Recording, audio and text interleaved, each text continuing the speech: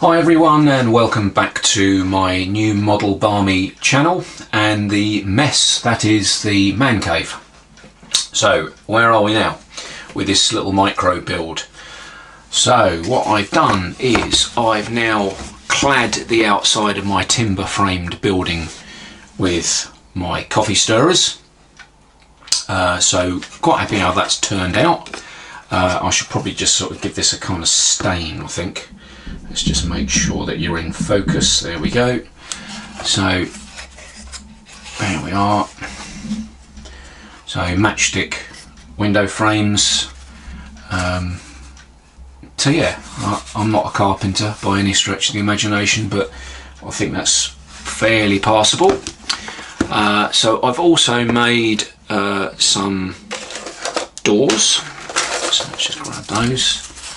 So there'll be 2 doors that side, 2 doors that side, and a little side door for the workshop. So just sort of standard garden shed type construction, all in coffee stirrers again.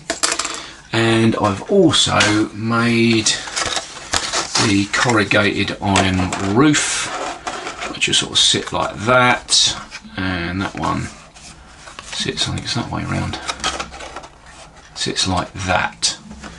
So the construction of the main building is now pretty much there or thereabouts, so that'll need a coat of paint.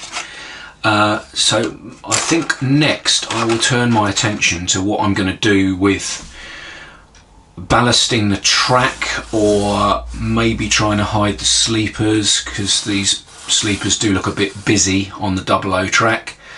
So not quite sure whether I'm just going to ballast it or whether I'm going to do what I've done on other layouts, so use sort of like a filler to make it look more like cinders or even mud, because I think the person that owns this is by no means a gardener, so I think it's all going to be pretty unkempt really. So yeah, that'll be the next stage to decide what I'm going to do with the actual base itself, so stay tuned. Right, so as you can see, what I've done with the base is tried to disguise some of the sleepers.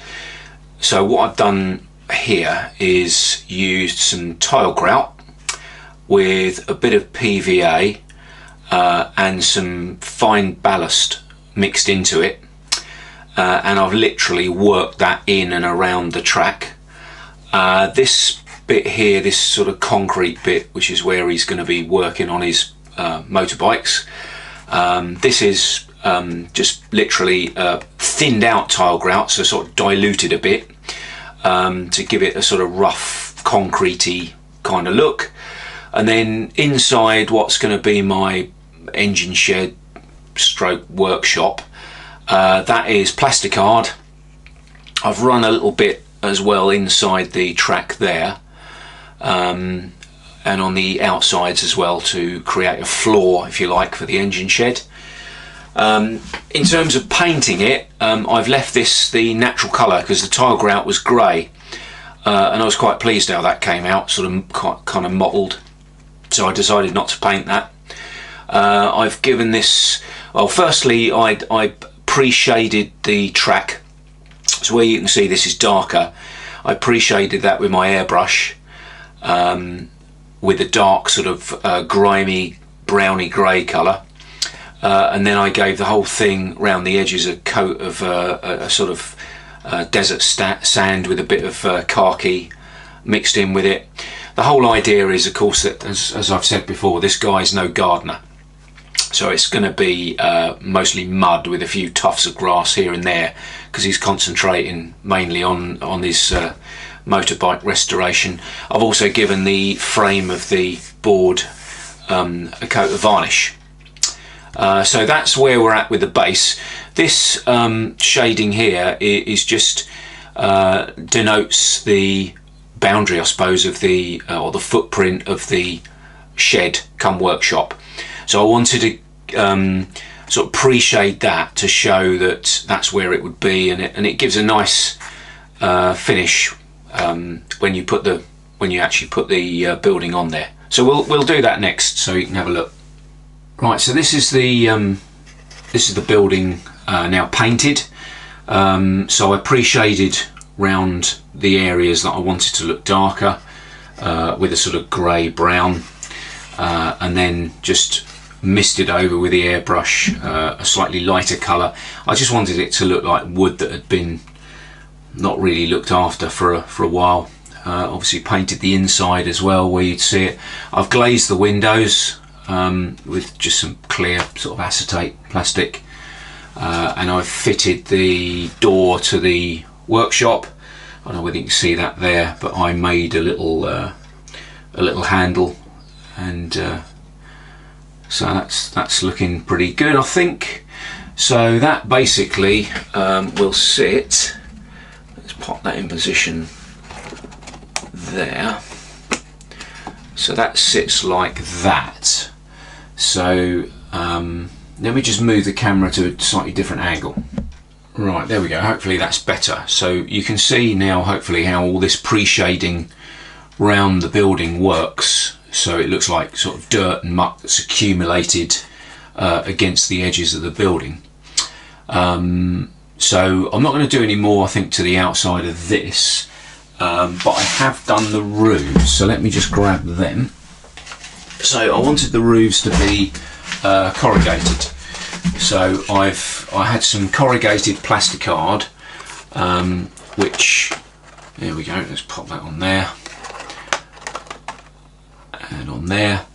So corrugated plasticard, which I've sprayed grey, did a spray of primer, then a mist over with some silver, and then I used my oil paints and white spirit, a wash to create the rust.